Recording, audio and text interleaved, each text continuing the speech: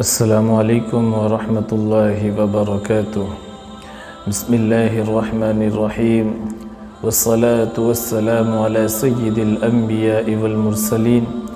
وعلی آلہ واصحابہ واہل بیتہ اجمعین، اما بعد۔ قابل قدر بزرگان محترم اور میرے دینی اور ایمانی بھائیوں، اللہ رب العزت قرآن کریم میں ایک جگہ ارشاد فرماتا ہے، نحن اقرب الیہ من حبل الورید، میں تمہارے شہ رگ سے بھی زیادہ قریب ہوں۔ شہ رگ مطلب یہ جو ہمارے شہ رگ ہے، اللہ فرماتا ہے کہ میں تمہارے شہ رگ سے بھی زیادہ قریب ہوں۔ دوسری جگہ اللہ فرماتا ہے، وَإِذَا سَأَلَكَ عِبَادِي عَنِّي فَإِنِّي قَرِيبٌ، میرے بندو مجھ سے سوال کرو، مجھ سے مانگو، میں تمہارے بہت قریب ہوں۔ اور اللہ کے نبی صلی اللہ علیہ وسلم ایک حدیث کے اندر فرماتے ہیں، الدعاء مغز العبادہ، دعا عبادت کا مغز ہے۔ اسی طرح اللہ رب العزت قرآن کریم کے اندر تیسری جگہ فرماتا ہے، اَمَّن يُجِيبُ الْمُضْطَرَّ إِذَا دَعَاهُ، کون ہے جو بے قرار ہو کر مجھ سے دعا مانگتا ہے۔ میرے بھائیوں، آج ہم نے اللہ رب العزت سے دعا مانگنا چھوڑ دیے، مانگتے بھی ہیں تو بس کوئی اس طرح ہاتھ اٹھائے اور کوئی چار جانوں بیٹھ کے بس اس طرح اے اللہ اے اللہ اے اللہ اے اللہ، بات ختم، سیدھا سب ختم ہو گئی بات۔ میرے بھائیوں، دعا مانگنے کی بھی کچھ آداب ہے، دعا مانگنے کی کچھ طریقے ہیں، اور اس طریقے کے مطابق، ان آداب کے مطابق اگر اللہ رب العزت سے ہم دعا مانگتے ہیں تو ضرور بھی ضرور اللہ عز و جل اس دعا کو قبول بھی فرماتا ہے، اور اگرچہ وقتی طور پر ہمیں وہ قبول ہوتے ہوئے نظر نہیں آتی، لیکن اس کے بدلے بہت کچھ چیزیں ہم کو عطا فرماتا ہے۔ جیسے کہ ایک حدیث کے اندر آتا ہے، اس کو ذرا توجہ سے سننا۔ اللہ کے نبی صلی اللہ علیہ وسلم فرماتے ہیں، جب بندہ یا بندی اللہ رب العزت سے دعا کے لیے ہاتھ اٹھاتا ہے یا اٹھاتی ہے اور دعا کرتے ہیں تو اللہ ان کو تین چیزوں میں سے ایک چیز ضرور عطا فرماتا ہے۔ توجہ سے سننا، جب ہم اللہ سے دعا کرتے ہیں، دعا مانگتے ہیں تو تین چیزوں میں سے ایک چیز ضرور ملتی ہے۔ نمبر ایک، یا تو اس نے جو بھی دعا مانگی ہے، دعا کے اندر اس نے جو بھی دنیاوی حاجات کو مانگا ہے، یا تو اللہ اس کی ان حاجات کو پوری کرتا ہے، جو مانگا ہے وہ عطا کرتا ہے، یا پھر اس کے بدلے کوئی بڑی مصیبت اس کے اوپر آنے والی ہوتی ہے۔ مثال کے طور پہ اس کا ایکسیڈنٹ ہونے والا ہوتا ہے، کوئی حادثہ اس کے اوپر ہونے والا ہوتا ہے، کوئی بڑی بیماری اس کے اوپر آنے والی ہوتی ہے، لیکن اللہ اس دعا کی برکت سے اس بڑی بیماری کو، اس حادثات کو اس کے اوپر سے ٹال دیتا ہے۔ نمبر تین، اللہ کل قیامت کے دن اس دعا کو ذخیرہ کر کے رکھتا ہے، اور کل قیامت کے دن جب اس کا حساب کتاب لیا جائے گا تو اس دعا کو ترازو کے اندر تلا جائے گا، تو اس دعا کا اتنا ثواب، اتنے نیکیاں اس دعا کے اس کو ملے گے کہ بندہ یا بندی اس وقت خواہش کریں گے کہ کاش دنیا میں ہماری کوئی دعا قبول ہی نہ ہوتی۔ یہ آخری پھر ایک مرتبہ توجہ سے سننا، دنیا میں ہم دعائیں کرتے ہیں اور پھر گلے شکوے شروع کرتے ہیں کہ ہماری دعا قبول نہیں ہوئی، ہم اتنے سال سے مانگ رہے، ہم اتنے مہینے سے مانگ رہے، اللہ ہماری دعا قبول کرتا ہی نہیں۔ کل قیامت کے دن وہی دعاؤں کو اللہ جب ترازو کے اندر تلوائے گا تو بندہ یا بندی خواہش کریں گے کہ کاش اللہ دنیا میں ہماری کوئی دعا تو قبول ہی نہ کرتا، کیونکہ جب وہ اپنے آنکھوں سے دیکھیں گا کہ اس کا اجر اللہ قیامت کے دن کیا دے رہا ہے۔ اس لیے میرے بھائیوں اور عزیز دوستو، دعا ہر وقت، ہر لمحہ ہم کو مانگنا ہی مانگنا ہے۔ اللہ کے نبی صلی اللہ علیہ وسلم کو اللہ نے کیا کمیاں دی تھی؟ خالق کائنات کے بعد مخلوق کے اندر سب سے افضل ہستی جو ہے وہ میرے اور آپ کے آقا حضرت محمد مصطفیٰ صلی اللہ علیہ وسلم ہے، جن کے بغیر جنت نہیں کھلیں گی، جن کے بغیر کل قیامت کے دن شفاعت نہیں ہوں گی، جن کے بغیر حساب کتاب نہیں شروع ہوگا۔ مخلوق کو اللہ نے بنایا کیونکہ اصل مخلوق کے اندر سب سے افضل ہستی رسول اللہ صلی اللہ علیہ وسلم کو بنانا تھا۔ خیر میں اس کے ڈیپ کے اندر جاتا نہیں، وہ ایک الگ مستقل موضوع ہے۔ تو اتنی بڑی ہستی، تو وہ دن رات دعائیں کر رہے، اللہ سے مانگ رہے ہیں، رو رہے ہیں۔ امی عائشہ نے پوچھا یا رسول اللہ صلی اللہ علیہ وسلم، آپ کے تو اگلے پچھلے سب بخشائے ہیں، پھر کیوں؟ تو رسول اللہ صلی اللہ علیہ وسلم نے فرمایا، اے عائشہ، کیا میں اللہ کا شکر ادا نہ کروں کہ اللہ نے میرے لیے اتنے ساری چیزیں عطا کی ہے؟ تو یہ خیر اللہ سے ہمیشہ مانگنا چاہیے، اور مانگنے کی کچھ آداب اور مانگنے کے کچھ طریقے ہوتے ہیں۔ مجھے اس کے اوپر ایک واقعہ یاد آ رہا ہے، اور یہ واقعہ باقاعدہ قرآن کریم کے اندر ہے۔ حضرت خولہ بنت ثعلبہ رضی اللہ تعالیٰ عنہ ایک صحابیہ ہے۔ زمانے جاہلیت کے اندر، پہلے زمانے کے اندر کچھ اس طرح بھی طلاقیں ہوا کرتی تھی کہ کوئی شوہر اگر اپنی بیوی کو کہہ دے کہ تو آج سے تیری پیٹھ جو ہے وہ میری ماں کے برابر ہے، یا تو میرے ماں کے برابر ہے، تو وہ بیوی اس کے اوپر حرام ہو جاتی تھی۔ تو خولہ بنت ثعلبہ رضی اللہ تعالیٰ عنہ کی جو شوہر ہے، کوئی دونوں میں تو میں ہو گئی، تو انہوں نے غصے کے اندر اس طرح کہہ دیا۔ تو خولہ بنت ثعلبہ چونکہ بوڑھی ہو چکی تھی، اب وہ دوسرے نکاح کے قابل بھی نہیں تھی، تو آئی اللہ کے نبی صلی اللہ علیہ وسلم کے پاس دوڑتے ہوئے، یا رسول اللہ صلی اللہ علیہ وسلم، میرے شوہر نے اس طرح کہہ دیا، میں میرے شوہر کے اوپر حرام ہو گئی، میں بوڑھی ہو گئی ہوں، میں کہاں جاؤں، اب مجھ سے کوئی نکاح بھی نہیں کرے گا۔ اللہ کے نبی صلی اللہ علیہ وسلم چونکہ اپنی طرف سے کچھ بولتے نہیں تھے، جو کچھ ہوتا تھا وحی الہی ہوتا تھا۔ اللہ کے نبی صلی اللہ علیہ وسلم خاموش۔ حضرت خولہ بنت ثعلبہ نے دوبارہ سوال کیا، تیسری بار سوال کیا، اللہ کے نبی صلی اللہ علیہ وسلم خاموش تھے، اپنی طرف سے کچھ بول نہیں سکتے تھے، جو کچھ ہوگا حکم الہی کا انتظار کر رہے تھے۔ تو خولہ بنت ثعلبہ رضی اللہ تعالیٰ عنہ نے دیکھا کہ اللہ کے نبی صلی اللہ علیہ وسلم کچھ نہیں فرما رہے، تو ایک کونے کے اندر چلی گئی اور اللہ سے دعا مانگنے لگی، اللہ اب تو ہی میرا فیصلہ فرما، اور یہ نہیں کہ تو میرا فیصلہ، میرے حق میں فیصلہ اتار۔ حدیثوں کے اندر، روایتوں کے اندر اس طرح بھی آتا ہے کہ تم میرے حق میں فیصلہ اتار۔ اللہ کو پابند کر رہی ہے کہ اللہ میرے حق میں فیصلہ اتار۔ کیا ان کی لو تھی، کیا ان کی اللہ سے عاجزی تھی، اور کیا اللہ سے ان کا واسطہ تھا۔ اور یہاں وہ دعا کے لیے ہاتھ اٹھائے، یہاں اللہ کے نبی صلی اللہ علیہ وسلم بیٹھے تھے۔ امی عائشہ فرماتی ہے اللہ کے نبی صلی اللہ علیہ وسلم کے اوپر جب وحی آتی تھی تو اللہ کے نبی صلی اللہ علیہ وسلم ایک طرف اس طرح جھکا کرتے تھے، بوجھ ان کے اوپر محسوس ہوتا تھا۔ اور ایک روایت مجھے وہ بھی ذہن میں کہ ایک مرتبہ علی رضی اللہ تعالیٰ عنہ کے ران کے اوپر اللہ کے نبی صلی اللہ علیہ وسلم نے اپنا سر مبارک رکھا تھا اور وحی نازل ہو رہی تھی، تو حضرت علی فرماتے ہیں کہ مجھے اس طرح محسوس ہوا کہ میرے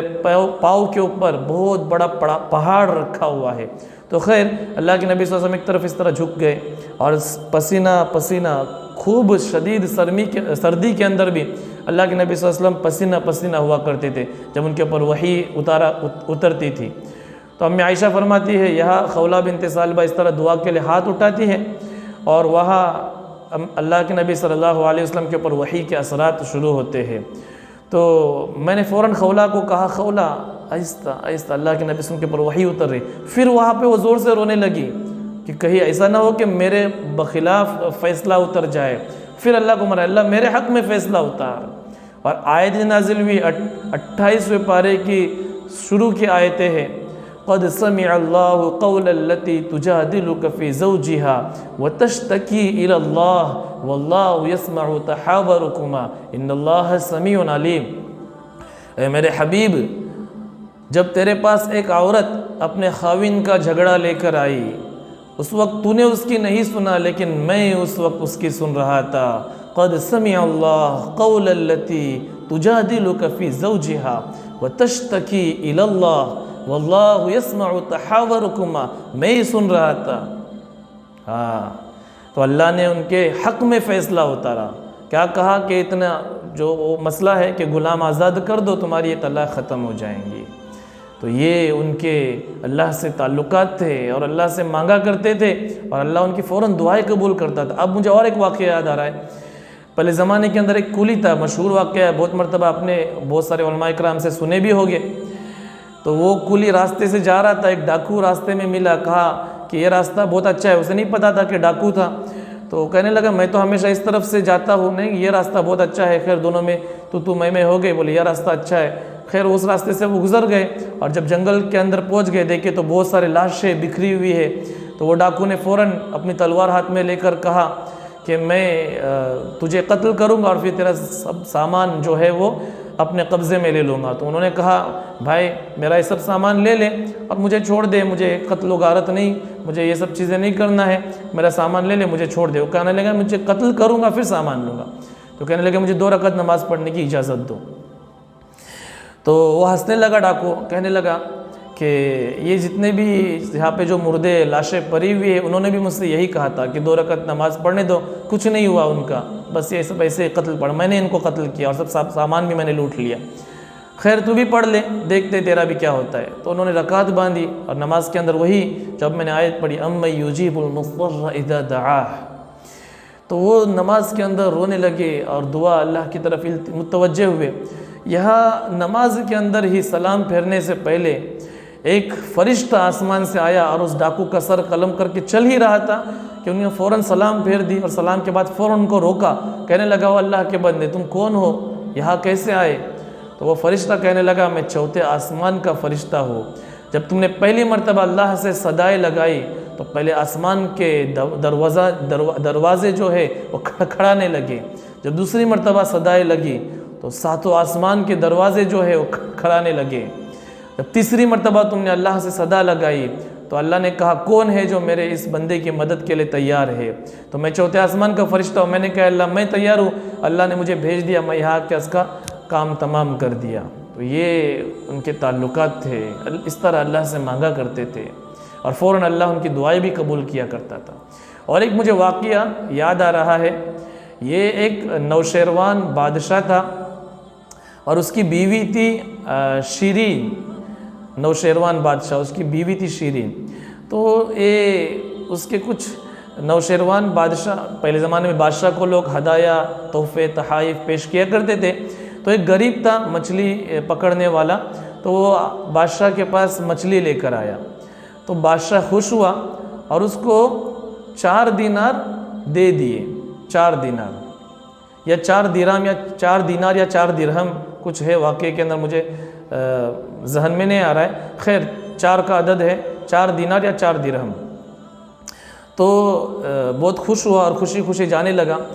تو عورتوں کی فطرت ہوتی ہے جلن حسد کی، تو اس کی شیرین جو بیوی تھی اس نے بادشاہ کو کہا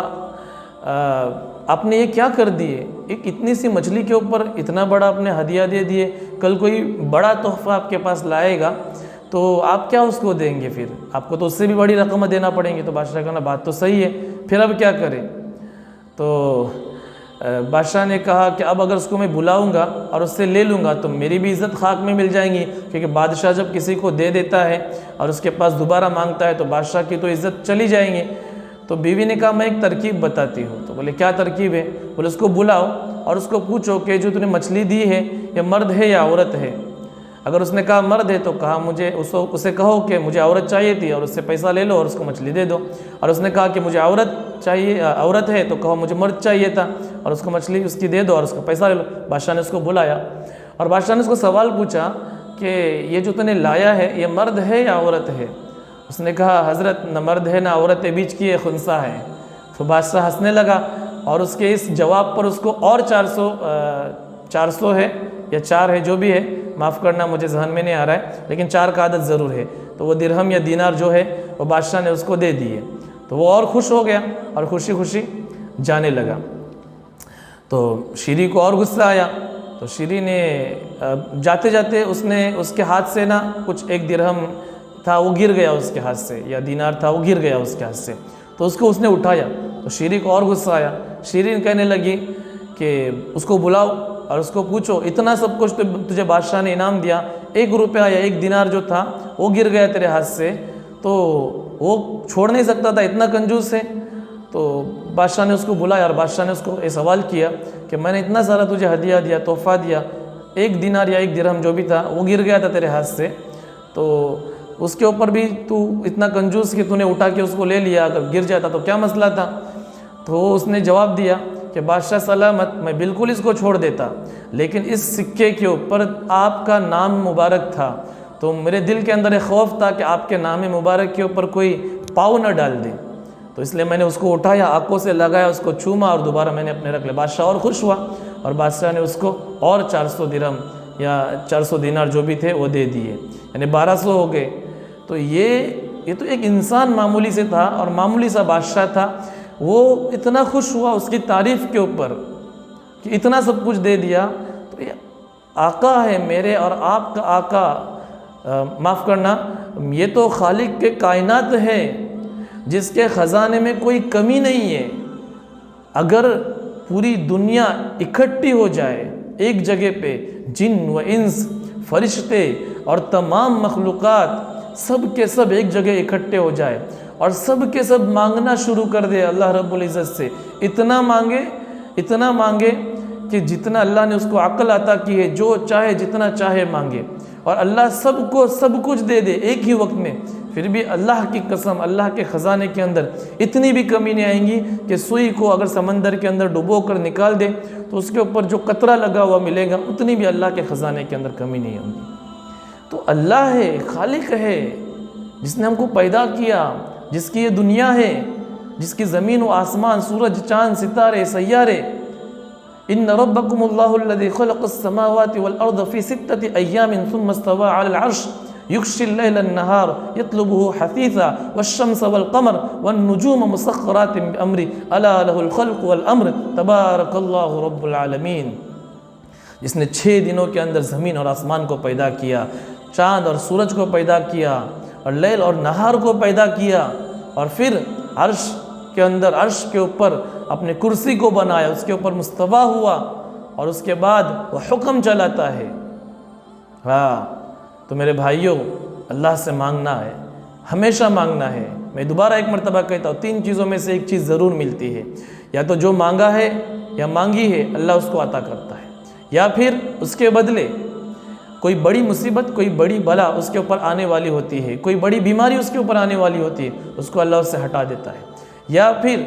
اس کے بدلے کل قیامت کے دن اللہ وہ اجر دے گا کہ بندہ یا بندی اس وقت خواہش کریں گے کہ کاش دنیا میں کوئی دعا ہماری قبول ہی نہ ہوتی۔ اس لیے مانگنا چاہیے۔ اور مانگنے کا ادب کیا ہے، میں ادب بتا کر انشاءاللہ اپنی بات کو ختم کرتا ہوں۔ مانگنے کا ادب کیا ہے؟ سب سے پہلے 2 رکعت صلاۃ الحاجت کی نماز پڑھے، اگر خصوصاً کوئی ضرورت ہو اللہ سے مانگنے کا طریقہ، یا پھر ویسے بھی ہم ہر نماز کے بعد مانگتے ہیں، تو اس طرح ہاتھ اٹھائے اللہ سے، اس طرح ہاتھ اٹھائے، جس طرح میں آپ کے سامنے ہاتھ اٹھایا ہو، سینے کے قریب اللہ سے ہاتھ اٹھائے، اور اس کے بعد سب سے پہلے درود پڑھے، میرے اور آپ کے آقا حضرت محمد مصطفیٰ صلی اللہ علیہ وسلم پر درود پڑھے، اس کے بعد اللہ کی تعریف کرے، اس کے بعد تمام انبیاء علیہ السلام پر صلاۃ و سلام بھیجے، اور پھر اللہ نے جو کچھ ہم کو نعمتیں عطا کی ہے، بے شمار نعمتیں اللہ نے عطا کی ہے۔ اللہ رب العزت قرآن کے اندر فرماتا ہے لَإِن شَكَرْتُمْ لَأَزِيدَنَّكُمْ وَلَإِن كَفَرْتُمْ إِنَّ عَذَابِي لَشَدِيدٌ۔ اگر میری دی ہوئی نعمتوں کا تم شکر ادا کرو گے تو میں تمہارے نعمتوں میں مزید اضافہ کروں گا، اور اگر تم ناشکرانی کرو گے وَلَإِن كَفَرْتُمْ إِنَّ عَذَابِي لَشَدِيدٌ، تو میرا عذاب بڑا شدید ہے۔ ہاں، تو پھر پہلے کیا کرنا ہے؟ اللہ رب العزت نے ہم کو جو نعمتیں عطا کی ہے، وَإِن تَعُدُّوا نِعْمَةَ اللَّهِ لَا تُحْصُوهَا، تو یہ اللہ نے جو ہم کو نعمتیں عطا کی ہے اس کا شکر ادا کرے کہ اللہ تیرا شکر ہے، تو نے ہم کو وقت پر کھانا مہیا کیا، وقت پر سونا مہیا کیا، بڑا مکان عطا کیا، اور کپڑے عطا کیے، ہر چیز اللہ کا شکر ادا کرے، وہ شکر ادا کرے۔ جاؤ دیکھو بیچارے ان فٹ پاتھ پر رہنے والوں کی زندگی کتنے ہم اپنے آنکھوں سے دیکھتے ہیں، افریقہ کے اندر جا کر دیکھو ڈسٹ بن میں گرا ہوا اٹھا کر کھانا کھا رہے ہیں۔ اللہ نے ہم کو ہر نعمت سے مالا مال کیا ہے، پہلے اللہ کا شکر ادا کرے، اس کے بعد اپنے گناہوں کی معافی مانگے۔ دن رات ہم گناہ کے اندر ملوث ہے، تو پہلے اپنے گناہوں کی معافی مانگے، پہلے درود پڑھے، اللہ کی تعریف کرے، اس کے بعد پھر اللہ کی نعمتوں کا اقرار کرے، اس کے اوپر شکر کرے، اس کے بعد اپنے گناہوں کے معافی مانگے، اور پھر جو ہماری حاجتیں ہیں وہ اللہ سے مانگے۔ پھر آخر میں اللہ سے پھر واپس توبہ و استغفار کر کے اپنی دعا کو رسول اللہ صلی اللہ علیہ وسلم کے اوپر درود پڑھ کر اختتام کرے، اور پھر کچھ وقت کے لیے وہاں پر اپنے سر کو نیچے جھکا کر بیٹھے، اور اس تصور سے کہ اللہ ہماری اس دعا کو ضرور بھی ضرور یقین کے ساتھ کہ قبول ہی کرے گا، اور پھر اپنی دعا کو ختم کر کے کچھ وقت بیٹھ کر پھر وہاں سے اٹھے۔ یہ ہے دعا مانگنے کا طریقہ۔ خیر، وقت کافی زیادہ ہو چکا۔ اللہ تبارک و تعالیٰ سے دعا ہے کہ اللہ تبارک و تعالیٰ ان باتوں پر ہم کو عمل کرنے کی توفیق عطا فرمائے۔ وآخر دعوانا ان الحمد للہ رب العالمین۔ السلام علیکم ورحمۃ اللہ وبرکاتہ۔